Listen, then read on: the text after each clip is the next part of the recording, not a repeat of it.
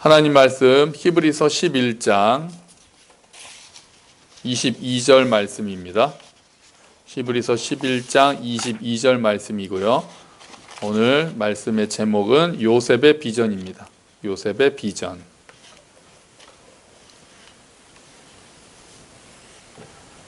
우리 자녀들 설교 노트 써야죠. 쓰고 있죠. 설교 노트 써서 아빠나 엄마가 한번 이렇게 봐주세요. 또 이럴 때 또 흐트러지지 말고 우리가 또 다시 마음을 붙잡고 그동안에 혹시 안 썼더라도 오늘부터 다시 딱 좀 잘 씁시다. 지금 노트를 안 가지고 앉아있는 자녀들이 있다면 잠깐 화면을 멈추고 가서 노트를 준비해 오십시오. 그래서 한마디라도 설교를 들으려고 하고 또 쉽지 않은 부분도 있겠지만 또 이렇게 좀 잘 쓰고 그렇게 하도록 할게요. 자, 11장 22절 말씀이에요. 우리 다 함께 한 목소리로 읽어봅시다. 믿음으로 요셉은 임종시에 이스라엘 자손들이 떠날 것을 말하고 또 자기 뼈를 위하여 명하였으며 아멘. 중고등부 부흥회 같은 거라면은 제일 인기 있는 인물이 두 명이 있어요. 두 명이 있는데 한 사람은 요셉입니다. 오늘 나온 요셉이고요. 또 한 사람은 누굴까요? 다니엘이에요. 다니엘.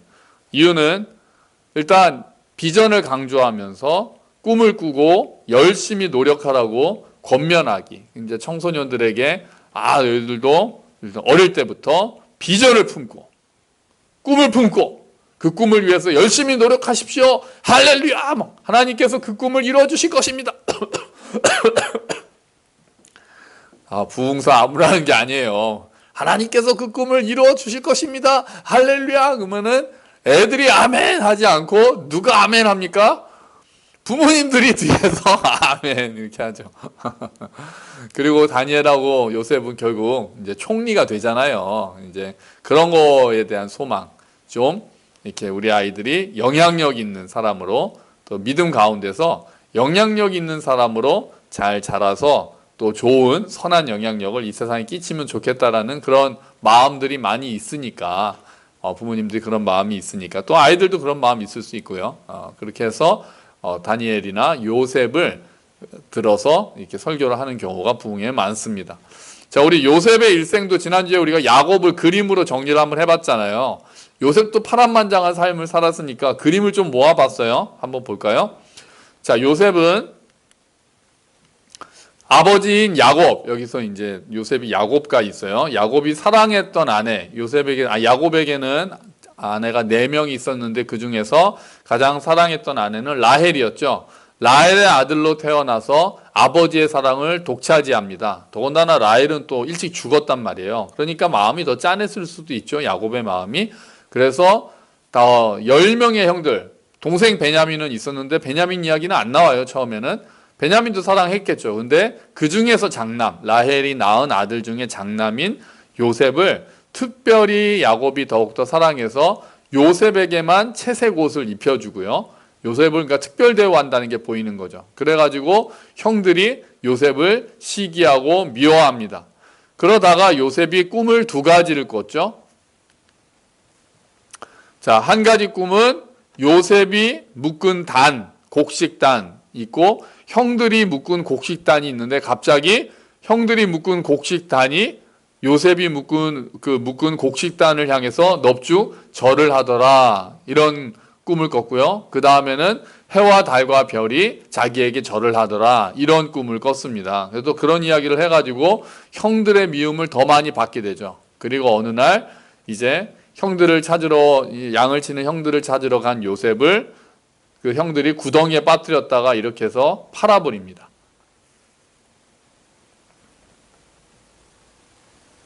맞죠? 네, 팔려가는 거 맞죠? 네, 팔아버립니다. 자, 그렇게 해서 이집트의 노예로 팔려가서요. 요셉은 이집트 시위대장 보디발의 집에서 인정을 잘 받습니다. 그 노예로 간 다음에 하나님께서 함께 하셔서 요셉이 하는 일을 형통하게 하셨다라고 하죠. 그래서 거기서 보디발에게 잘 인정을 받아서 이제 그 전체를 관리하는 그런 종들 중에는 좀 높은 종들의 자리에 갔는데요. 거기에서 보디발의 아내가 유혹을 하고요.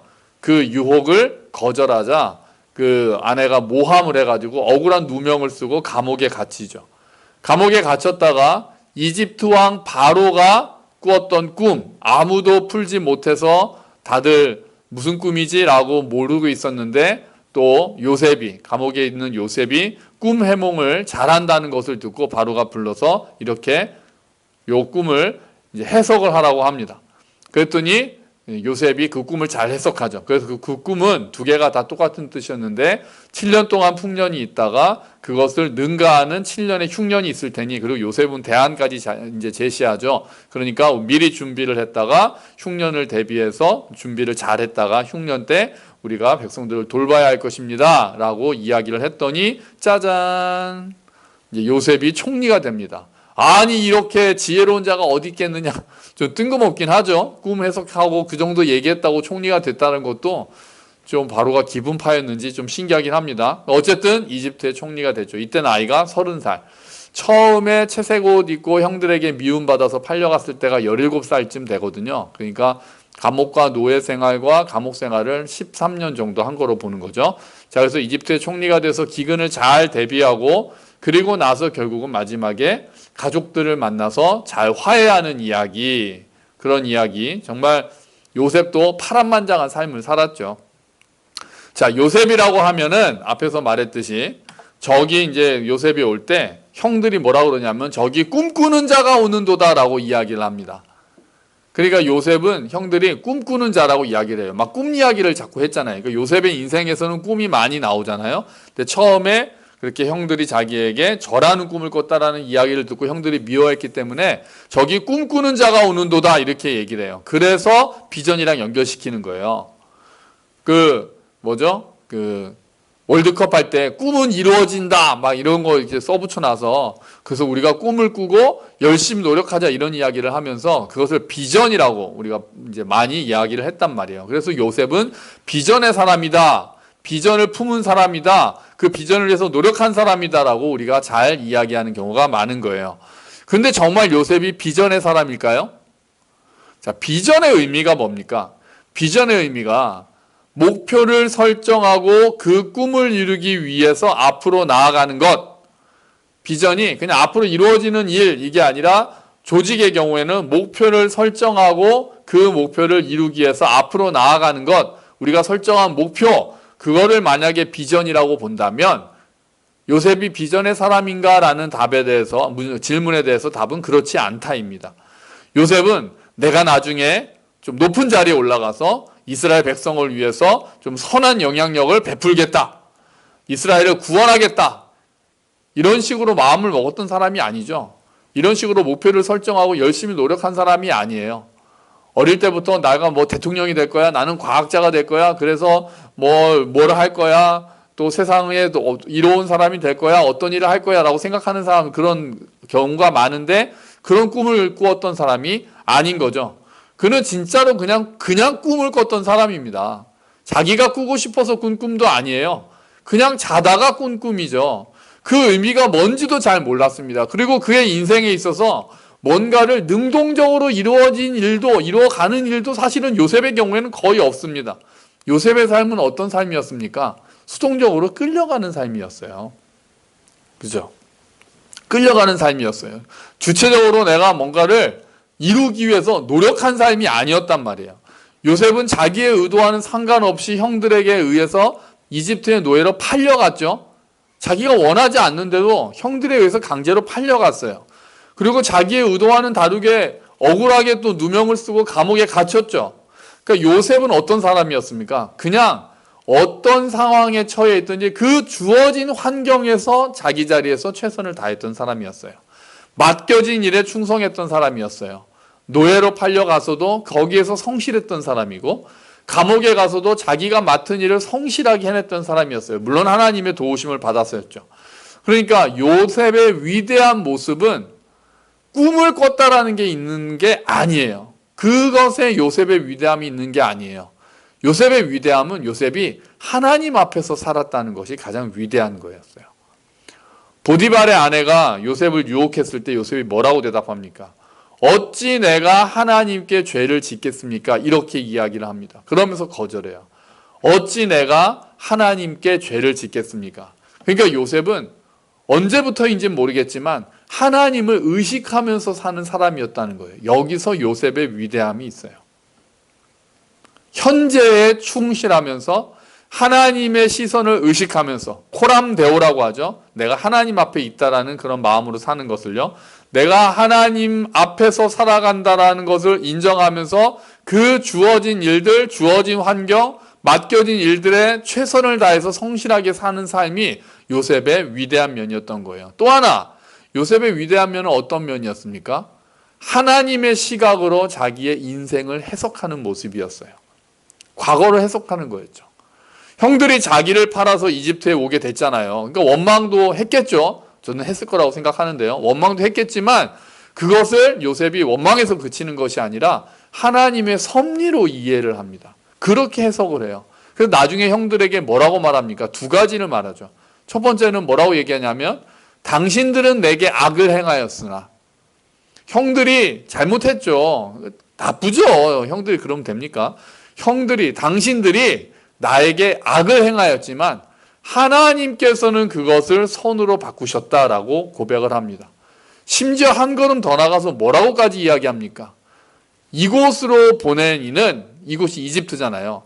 이집트로 보낸 이는 당신들이 아니라 하나님이다라고까지 이야기를 합니다. 형들이 아닌 건 아니잖아요. 형들은 어쨌든 형들이 보낸 거잖아요. 그런데 요셉은 그 뒤에서 일하고 계시는 하나님의 섭리까지 볼 수 있는, 그렇게 해서 자기의 인생을 해석하는 성숙한 눈을, 믿음의 눈을 가졌던 거예요. 이게 요셉의 위대한 모습이죠. 그러니까 미래에 대한 비전이기보다는 현재에 충실하면서 과거를 하나님의 시각으로 해석하는 모습이 요셉에게 있어서는 가장 위대한 점이었어요. 그런데 요셉이 미래에 대해서 이야기하는 모습은 오늘 나오는 모습이에요. 이 모습을 보면, 다른 면으로 보면 요셉을 비전의 사람이라고 우리는 말할 수 있어요. 단 비전의 정의를 바꾸는 거예요. 비전을 내가 목표를 세우는 것이라고 하는 게 아니라 비전의 정의를 하나님께서 이루실 약속에 대한 신뢰다. 이게 비전이라고 한다면, 하나님께서 약속을 이루시는 것에 대한 신뢰를 비전이라고 한다면 요셉은 비전의 사람이었어요. 그리고 그 신뢰, 그 비전은 오늘 본문에서 보듯이 요셉이 임종해서 요셉이 죽기 전에 가장 잘 드러납니다. 그리고 히브리서를 쓴 사람은 그 부분을 요셉의 일생에 있어서 가장 빛나는 부분인 것처럼, 요셉의 믿음이 가장 잘 드러난 것처럼 그 부분을 쓰고 있어요. 사실 저 같으면은 요셉의 일생에 있어서 그 부분을 쓰지 않겠어요. 예를 들면 아까 우리가 봤듯이 보디발의 아내의 유혹을 거절하면서 어찌 하나님께 죄를 짓겠습니까? 그 부분이 요셉의 가장 빛나는 부분일 수 있어요. 그렇죠? 아니면은 또 아까 우리가 본 것처럼 형들을 용서하면서 형들에게 나를 여기로 보내신 이는 하나님이시다라고 하는 그 장면을 요셉의 가장 빛나는 부분이라고 볼 수 있어요. 어쨌든 아니면 또 어떤 사람은 진짜 총리가 되어서 정말 선한 영향력을 끼치는 장면을 요셉의 가장 빛나는 부분이라고 볼 수도 있어요. 근데 히브리서 기자는 굳이 그 부분을 펼치기보다는 요셉이 죽기 전에 유언을 하는 장면을 가지고 요셉에 있어서 믿음의 부분이다라고 이야기를 하고 있는 거예요. 그 요셉이 죽을 때 어떻게 했길래 이 히브리서 기자는 그 믿음을 높이 산 겁니까? 물론 요셉의 여러 가지 모습이 다 빛나는 부분들이 있고 다 어느 것을 취했더라도 좋았겠지만 요셉의 임종시에 요셉이 보여준 모습은 어떤 모습입니까? 요셉이 죽는 장면은 창세기 50장에 나옵니다. 창세기 50장까지잖아요. 제일 마지막이, 그러니까 성경은 천지창조로 시작해서 요셉의 죽음으로 끝나는 거예요. 요셉은 110살에 죽게 되죠. 30살에 애굽의 총리가 되었으니까 총리가 되고 80년을 더 있었던 거예요. 꽤 길게 있었죠. 자, 요셉은 죽으면서 먼저 이렇게 이야기합니다. 주보를 보시면, 자막을 보시면 창세기 50장 24절 말씀인데요. 요셉이 그의 형제들에게 이르되 나는 죽을 것이나 하나님이 당신들을 돌보시고 당신들을 이 땅에서 인도하여 내사 아브라함과 이삭과 야곱에게 맹세하신 땅에 이르게 하시리라 하고. 자, 이렇게 얘기합니다. 이 시작말이 저는 너무 좋아요. 나는 죽을 것이나 하나님이. 나는 죽을 것이나 하나님이. 멋있지 않나요? 멋지잖아요? 나는 죽겠지만 나는 죽을 것이나 나는 죽으나 하나님이. 그러니까 인간은 유한하다는 걸 보여주지만 하나님은 영원하신 분이라는 걸 보여주는 거잖아요. 우리는 이 땅에 잠시 왔다가 가지만 그런 나그네 인생이지만 하나님은 항상 계시는 분이라는 걸 보여주잖아요. 사실 요셉은 자기도 얼마나 하나님의 약속이 성취되는 것을 보고 싶었겠어요. 이 말 있잖아요. 오늘 지금 50장 24절에서 그 요셉이 한 말이 사실은 야곱이 또 한 말이에요. 창세기 48장 21절 자막에 보시면 이스라엘이, 여기서 이스라엘은 야곱이잖아요. 이스라엘이 요셉에게 또 이르되 나는 죽으나 하나님이 너희와 함께 계시사 너희를 인도하여 너희 조상의 땅으로 돌아가게 하시려니와. 아멘. 똑같죠? 나는 죽으나 하나님이. 야곱이 그렇게 이야기를 했어요. 야곱도 어쩌면 다시 가나안 땅으로 돌아갈 날을 기다렸을지도 몰라요. 그날만 돌아오기를 기다렸을지도 몰라요. 일단 기근은 지나갔으니까요. 풍년 7년 지나가고 기근 7년 지나가고 이제 하나님이 우리를 다시 이스라엘로 돌려보내실까라고 기대하고 있었을지도 몰라요. 근데 야곱이 그 날을 못 봤어요. 그리고 죽습니다. 그러니까 요셉에게 얘기하는 거예요. 나는 죽으나 하나님이 그 약속을 이루어 주실 거다. 이렇게 얘기를 하죠. 그 요셉은 또 기다렸을 거예요. 수십 년을. 요셉은 그날을 기다리고 있었던 거예요. 그런데 요셉은 그것을 또 보지 못해요. 요셉도 그날 다시 하나님이 이스라엘 그 가나안 땅으로 이스라엘을 인도하시는 것을 보지 못해요. 그랬더니 요셉은 또 나는 죽으나 하나님이. 나는 죽을 것인 하나님이. 자기의 아버지가 자기에 해줬던 그 약속의 말씀을 동일하게 요셉은 자기의 가족들에게 해주고 있는 거예요. 나는 죽으나 하나님이. 요셉의 이 말은 인간이 얼마나 짧은가, 우리의 시각은 얼마나 작은가, 또 우리의 수명이 짧고 우리는 얼마나 한계가 많은가를 보여주면서 동시에 하나님이 얼마나 무한하신 분이고 영원하신 분인가를 보여줘요. 또 요셉의 관심이 자신을 넘어서 하나님의 나라에까지 확장되어 있다는 걸 보여줘요. 사실 요셉은 이미 이집트에서 굉장히 편하게 살고 있었어요. 그잖아요. 총리로 살고 있었단 말이에요. 부와 권력, 명예, 이 모든 것을 가지고 있었던 사람이란 말이에요. 하지만 요셉은 거기에 매몰되지 않았어요. 늘 하나님께서 조상들에게 약속하셨던 것, 이스라엘 민족을 약속의 땅으로 돌려보내시겠다라는 말씀을 붙들고 살고 있었어요.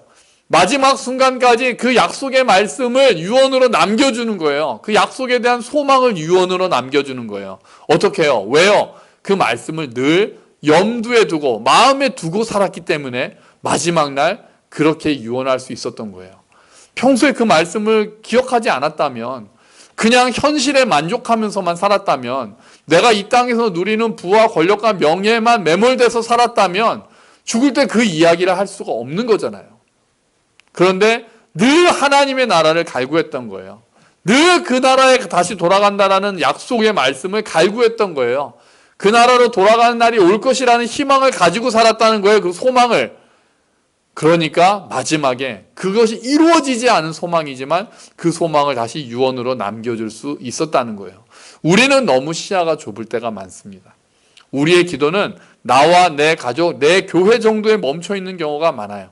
내가 잘 되고 우리 가정이 보호받고 우리 교회가 부흥되기를 기도합니다. 물론 그런 기도 해야죠. 그 너무나도 소중한 기도죠. 하나님께서 우리에게 허락하신 것들에 대해서 지켜주시기를 기도하는 것 너무나도 중요하고 반드시 해야 하는 기도죠. 하지만 우리의 기도가, 우리의 관심이 거기에 멈춰져 있으면 안 되는 거죠. 우리의 기도가 넓어져야 되고 우리의 관심이 넓어져야 되는 거예요. 하나님의 나라를 구하고 하나님의 뜻을 구하는 데까지 우리가 이르러야 한다는 말이에요. 또 때로는 나의 기도는 응답되지 않을 수 있어요. 거기에만 그냥 실망하는 게 아니에요. 이 땅에서 우리가 잘 되지 않을 수도 있어요. 예수 믿는다고 뭐 다 잘 됩니까? 만사가 형통합니까? 형통이라는 의미가 그냥 잘 되는 거라고 하면 전혀 그렇지 않다는 거 우리 인생을 다 돌이켜봤을 때 알잖아요. 우리의 기도가 모두가 응답됩니까? 그렇지 않잖아요. 요셉이 그 땅으로 돌아가겠다라고 돌아가고 싶다라는 그 소망, 약속을 성취하신 하나님에 대한 소망이 이루어졌습니까? 그렇지 않잖아요. 요셉은 그냥 그 땅에서, 애굽 땅에서 그냥 죽게 됐단 말이에요. 하지만 요셉은 나는 죽으나 하나님이, 이렇게 얘기를 하는 거죠. 우리가 기도하는 것이 이루어지지 않는다고 해서 하나님의 나라가 이루어지지 않습니까? 그렇지 않죠. 내가 잘 되지 않는다고 해서 하나님의 영광이 손상을 입으십니까? 그렇지 않아요. 겉으로 보기에 한국교회가 무너지는 것 같다고 해서 하나님의 나라가 무너집니까? 그렇지 않아요. 나는 죽으나 하나님은. 우리 교회는 잘 안 될 수 있지만 하나님은. 우리 가정은 고난을 받을 수 있지만 하나님은. 내 뜻은 이루어지지 않을 수 있지만 하나님은 영원하신 분이시고 경배받으시는 분이시고 신실하신 분이시고 약속을 이루어 가시는 분이신 거예요. 내 뜻은 이루어지지 않을 수 있지만 하나님의 뜻은 이루어진단 말이에요. 영원하신 하나님은 우리의 시각을 넘어서, 우리의 생각을 넘어서, 우리의 이성을 넘어서 긴 시간 속에서 하나님의 계획을 이루어 가시는 분이신 거예요. 우리들은 이 비전을 가져야 돼요. 내 뜻이 이루어지는 비전을 갖는 게 아니에요. 우리는 하나님의 뜻이 이루어진다라는 비전을 가져야 돼요. 그 소망을 가져야 돼요. 지금 보이는 현실이 답답하고 지금 보이는 우리가 처한 환경이 낙심이 될지라도 하나님의 뜻은 이루어진다는 것을 신뢰하며 현실을 이겨내는 삶이 비전의 삶인 거예요. 모든 것이 합력해서 선을 이룬다는 말 우리가 좋아하고 잘 쓰는 말이지만 이 말을 우리가 잘못하면 모든 지금 이루는 어려움들이 결국은 다 내가 잘 될 거야. 내 뜻이 이루어진다. 나에게 선이 이루어진다라고 생각하면 안 돼요. 그 말씀은 그런 뜻이 아니에요. 나에게는 어려움이 있고 나는 고난만 받다가 이 땅에서 죽을 수도 있어요. 하지만 하나님의 전체적인 계획, 하나님 나라의 크신 선, 그게 이루어진다는 거예요. 나의 고난까지 거기에 협력할 수도 있다는 거예요. 나는 솔직히 싫지만, 나는 솔직히 잘 되고 싶잖아요. 고난받는 거 누가 좋아하겠어요. 하지만 예수님이 십자가에서 고난을 받으셔야만 하나님의 뜻이 성취되는 것처럼, 정말 순교자들의 그 고난을 통해서 하나님의 뜻이 성취된 것처럼 하나님의 뜻은 우리의 고난에도 불구하고 모든 것들을 합력해서 하나님의 나라가 이루어지고 하나님의 뜻이 이루어진다는 말씀이에요. 우리가 그 비전을 가져야 된다는 거예요. 나는 죽으나 하나님의 뜻이 이루어진다는 거예요. 그러므로 우리들은 하나님의 선에 관심을 가지고 살아야 돼요. 하나님의 뜻을 구하면서 살아야 돼요. 그것이 먼저 그 나라와 그의 의를 구하는 삶이에요. 일용할 양식을 구하세요. 구해야죠. 하지만 더 그 기도 앞에 나온 기도는 뭡니까? 아버지의 뜻이 하늘에서와 같이 땅에서도 이루어지게 하소서. 그게 주기도문이잖아요. 그게 우리의 기도의 앞부분에 나오는 거잖아요. 예수님께서 가르쳐 주신 기도가 하나님에 관한 것으로 시작을 하잖아요. 우리의 기도는 그렇게 넓어져야만 하는 것입니다. 그게 비전의 사람들이 가지는 삶이 되는 거예요. 요셉이 신뢰했던 것은 뭐였어요? 하나님이 이스라엘을 돌보시고 아브라함과 이삭과 야곱의 하나님이 야곱에게 약속하신 그 땅으로 인도하실 거라는 약속이었어요. 여기서 돌보신다라는 말의 원뜻은 방문하신다는 뜻이거든요. 하나님께서 너희들을 돌보시고, 이 말의 원뜻은 하나님께서 너희들을 찾아오신다라는 뜻이에요. 하나님께서 찾아오셔서 이스라엘을 구원하실 것이라는 말씀이에요. 이게 진정한 비전인 거죠. 이 말씀대로 하나님은 300년 후에 이스라엘을 찾아오셨습니다. 모세에게 찾아오셨죠. 그래서 모세를 부르셨어요. 모세를 부르셔서 하나님의 이름을 가르쳐 주셨고 이스라엘을 구해서 가나안 땅으로 인도하셨습니다. 그때 이스라엘의 자손들은 요셉의 유언을 기억합니다. 와, 몇백 년이 지났는데 요셉의 유언을 기억하고 요셉의 해골을 가지고 나가요. 출애굽기 13장 19절 말씀 자막에 나오죠. 제가 읽어드릴게요. 모세는 요셉의 유골을 가지고 나왔습니다. 요셉이 죽기 전에 이스라엘의 아들들에게 하나님께서 너희를 구해주시면 잊지 말고 내 유골도 이집트에서 가지고 나가다오라고 말하면서 그들에게 그렇게 하겠다고 맹세를 시킨 일이 있었기 때문입니다. 아멘. 출애굽기에 나오는 말씀이에요. 그러니까 모세의 인도로 홍해가 갈라지고 이집트에서 이제 이스라엘 백성이 가나안 땅으로 나올 때 출애굽할 때 요셉의 유언을 기억을 해냈다는 거예요. 그리고 그 해골을 들고 나간 거예요. 요셉이 가르쳐 준 대로. 그리고 나서요, 그 해골을 들고 또 40년을 방황을 하는 거예요. 광야를. 그렇게 해서 결국은 어떻게 됩니까? 여호수아 24장 32절 말씀을 보니까 이스라엘 사람들이 이집트를 떠나왔을 때 요셉의 뼈도 함께 가지고 왔는데 그들은 요셉의 뼈를 세겜에 묻어주었습니다. 가나안 정복이 끝난 다음이죠. 여호수아의 인도로 가나안 땅으로 들어가서 모세가 죽은 다음에요. 요단강을 건너서 가나안 땅으로 들어가서 그 땅을 7년 동안 정복하잖아요. 정복한 다음에 그때까지 가지고 있었던 그 요셉의 유골, 요셉의 뼈를 그 세겜 땅에 묻었다는 거예요. 그러니까 이스라엘 자손들도 대단하죠. 300년 동안 요셉의 유언을 전달한 거죠. 어떻게 그게 됐겠어요? 계속해서 전달한 거죠. 나는 죽으나 이 말이 계속해서 이어지는 거예요. 300년 동안 많은 사람들이 또 그 약속을 기다렸지만 결국 이루어지는 것을 못 보고 죽었어요. 하지만 죽을 때마다 나는 죽으나 하나님이 인도하실 것이다. 그때 우리 조상 요셉의 뼈도 가지고 가라. 자기 뼈도 가지고 가라고 했을 수도 있겠네요. 또 그 약속을 받은 사람이 또 죽게 됐는데 나는 죽으나 하나님이 너희들을 언젠가 우리 후손들을 인도하실 거니까 그때 요셉의 뼈를 가지고 가라. 그렇게 유언으로 이어지면서 결국 300년이 지난 후에 요셉의 뼈가 세겜에 묻히게 되는 겁니다. 요셉은 자신의 삶의 순간순간마다 최선을 다하는 사람이었습니다. 그리고 하나님께서는 그런 요셉을 이끌어서 처음에 계획하셨던 꿈을 이루셨습니다. 처음에 보여주셨던 꿈. 요셉이 17살 때 꾸었던 그 꿈을 하나님께서 이루어 주셨습니다. 그러니까 그거는 요셉의 꿈이 아니었어요. 요셉의 비전이 아니었어요. 누구의 비전이었습니까? 하나님의 비전이었어요. 하나님의 계획이었어요. 요셉을 통해서 이루시고자 하는 하나님의 계획, 하나님의 비전이 결국은 이루어진 겁니다. 요셉을 통해서 이스라엘을 기근에서 구해내시고 보호하신 것, 그것이 하나님의 꿈이었던 거죠. 아마 요셉은 하나님께서 자기를 통해서 그 꿈을 이루어 주신 것을 보고 하나님의 꿈이 자기를 통해서 이루어진 것을 보고 그 계획이 하나씩 이루어진 것을 보면서 하나님의 약속을 더욱더 신뢰하게 되었을 거예요. 이제 우리는 어떻습니까? 성경을 통해서 하나님의 약속을 신뢰하게 됩니다. 가장 중요한 약속이 뭐였습니까? 예수 그리스도께서 이 땅에 오셔서 모든 예언을 성취하신 것이 그 약속이었습니다. 예수님께서 육신을 입고 이 땅에 오셔서 모든 예언을 성취하시고 십자가와 부활의 능력으로 우리를 구원하셨습니다. 그리고 또 제일 중요한 약속을 하셨죠. 뭡니까? 다시 오시겠다는 재림의 약속을 하셨습니다. 우리는 그날을 소망하면서 삽니다. 새하늘과 새 땅을 바라보면서 사는 겁니다. 눈물과 아픔이 사라지는 날, 모든 것이 바로잡히고 회복되는 날을 믿음으로 바라보면서 사는 겁니다. 우리가 그날을 과연 볼 수 있을까요? 그건 모르죠.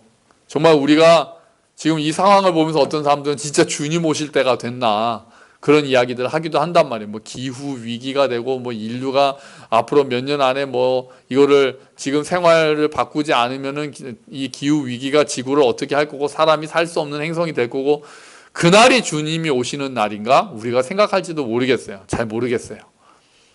그런데 설사 주님이 오시기 전에 우리가 간다면 우린 또 뭐라고 얘기할 수 있는 거예요? 나는 죽으나 예수님은 오실 거다.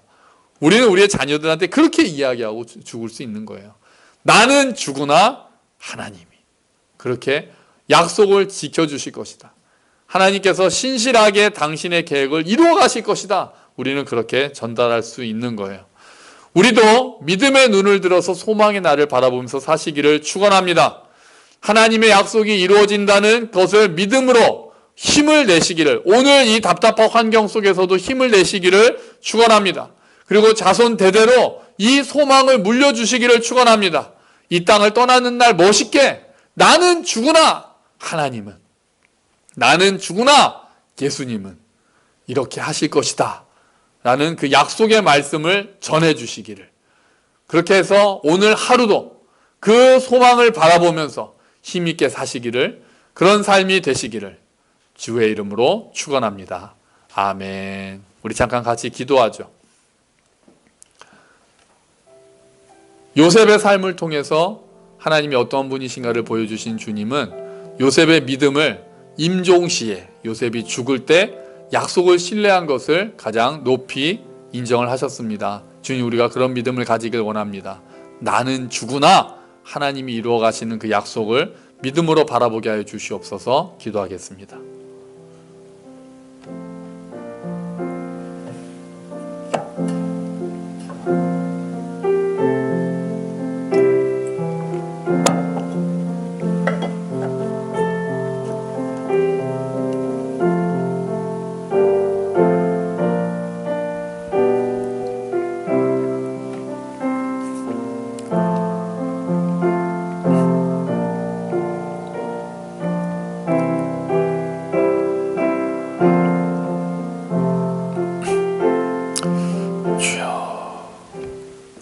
하나님 아버지, 요셉의 마지막 모습을 보면서 도전을 받습니다. 나는 죽으나 하나님은, 우리는 우리의 뜻대로 되지 않을 수 있고 우리의 뜻이 이루어지지 않을 수도 있지만, 우리의 기도가 응답되지 않을 수도 있지만, 하나님은 하나님의 약속을 결국은 지키시는 분이심을 믿습니다. 하나님의 약속을 신실하게 이루어 가시는 분이심을 믿습니다. 내 꿈은 이루어지지 않을 수 있지만 하나님의 꿈은 이루어짐을 믿습니다. 주님, 우리가 그 믿음의 눈이 열리기를 소망합니다. 하나님의 나라와 하나님의 의를 바라보고 하나님의 꿈을 가슴에 품고 살기를 소망합니다. 내 것, 내 가족, 내 교회만 바라보는 삶이 아니라 더 크게 하나님의 꿈이 어떠한지, 하나님의 비전이 어떠한지를 가슴에 품고 사는 우리들이 되기를 원합니다. 그래서 그 이루어질 소망의 날을 바라보면서 지금 답답하더라도, 지금 어렵더라도 소망을 가지고 힘을 내고 일어설 수 있도록 주여 도와주시옵소서. 그리고 우리가 이 땅을 떠나는 날, 우리가 나는 죽지만 또한 하나님은 하나님의 나라를 완성하실 것이다라는 그 소망을 자녀들에게 전해주고 떠나는 멋있는 믿음의 사람들이 될 수 있도록 주님 은혜를 베풀어 주시옵소서. 감사합니다. 주님, 이 모든 말씀 예수 그리스도의 이름으로 기도합니다. 아멘.